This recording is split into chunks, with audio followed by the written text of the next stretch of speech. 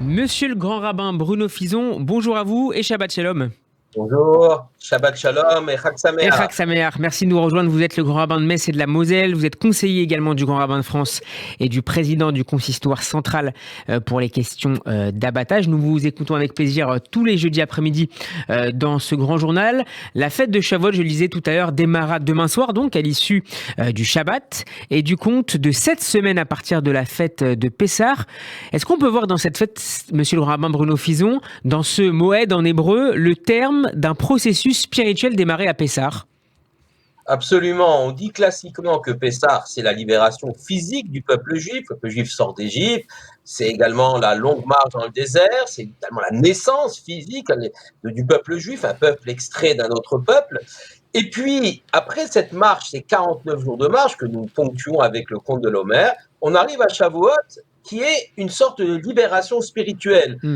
L'aboutissement de la libération physique, la quatrième des 4 coupes du Seder. La première, c'est l'arrêt de l'esclavage, la deuxième, la sortie d'Égypte, le troisième, le passage à mer Rouge, et la quatrième, le don de la Torah. Liberté spirituelle. On peut se poser la question en quoi le fait de recevoir une loi est une acquisition de liberté. Bien au contraire, c'est plutôt une sorte d'aliénation.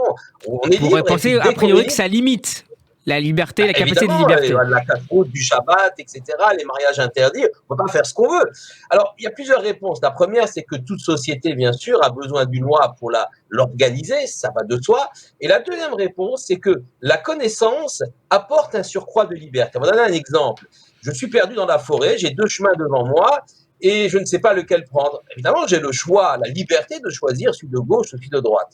Mais si par ailleurs il y a une colline, je monte sur cette colline et je vois où vont ces 2 chemins, eh bien je peux choisir en connaissance de cause. Le don de la Torah nous apprend un peu mieux à connaître le monde dans lequel nous évoluons et à choisir en connaissance de cause. Alors, peut-être pas en totale connaissance de cause, mais en ayant une plus grande compréhension du monde, ce qui nous permet effectivement d'avoir un surcroît de liberté.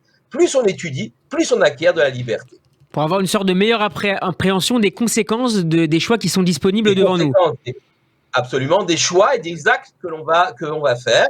Tout cela nous permet effectivement d'évoluer dans le monde comme si finalement la Torah était une sorte de grille de lecture du monde qui nous environne et une capacité à mieux le comprendre. Alors la Torah Et à nous mieux le indique... gérer. Oui.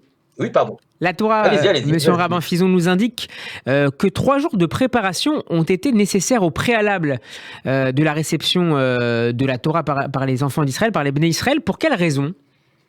Alors, ce qu'on appelle effectivement les Shloshet Yomei Hakbala, les 3 jours de préparation. Alors, la raison pourquoi avoir 3 jours de préparation, c'est que pour recevoir la Torah, il faut être en mesure d'être ce qu'on appelle un réceptacle, en hébreu un bet kiboul, c'est-à-dire Dieu va nous donner la loi, mais sommes-nous à l'écoute de cette loi? Sommes-nous capables de faire de la place dans nos cœurs, dans nos esprits, pour une parole nouvelle, quelque chose qui risque de bouleverser nos habitudes? Alors, il y a une préparation physique, on va au mikvé, je vous ai parlé des épouses, il y a toute une préparation physique que les Bnei Israël ont fait, les Juifs ont fait dans le désert, mais tout cela en vue de mieux recevoir la Torah.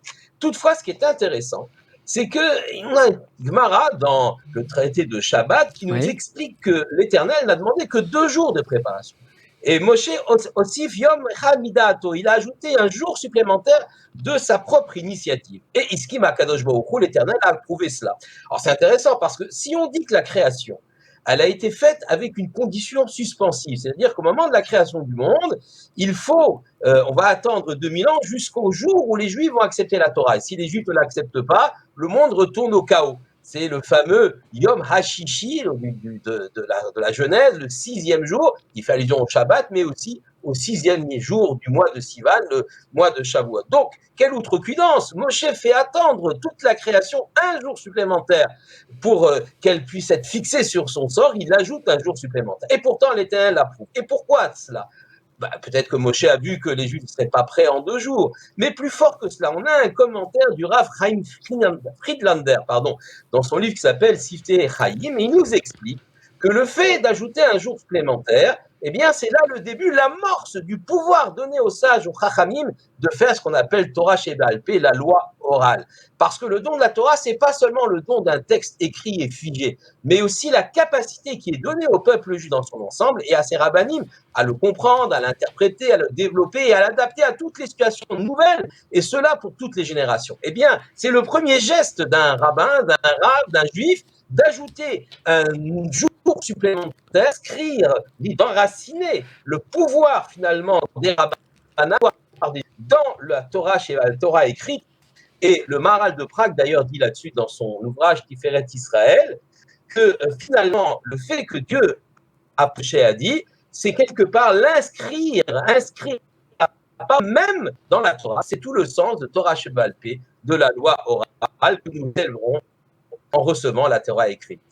Alors la liaison est un peu moins bonne qu'au début, monsieur le rabbin Bruno Fison. On va essayer de poursuivre néanmoins cet échange. Shavuot est également synonyme, comme toutes les fêtes du rituel juif, de bon repas pour marquer notre joie, avec une particularité néanmoins à cette fête, la consommation d'un repas lacté, chalavi. Quel est le sens de cette singularité culinaire ?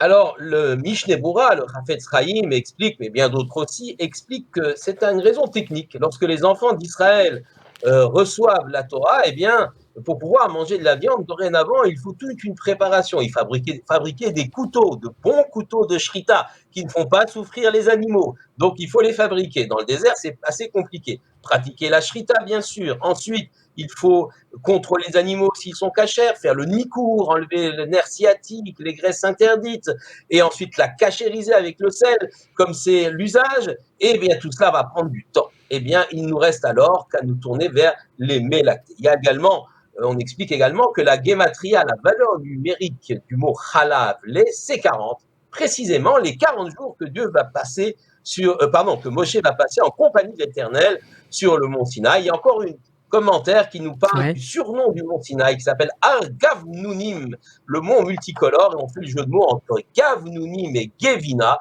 le fromage, et pourquoi on déguste de délicieuses tartes au fromage. Merci beaucoup, monsieur le rabbin Bruno Fison, pour, comme toujours, ces commentaires inspirants cette fois sur la fête, avec notamment cette référence à l'œuvre absolument extraordinaire du Rav Friedlander Sifté Chaim, qu'on ne peut que conseiller à nos auditeurs. Passez un excellent Shabbat Shalom et Chag Sameach. Shabbat Shalom, Chag Sameach et Gut Yom Tov, comme on dit dans la région. À jeudi prochain. Radio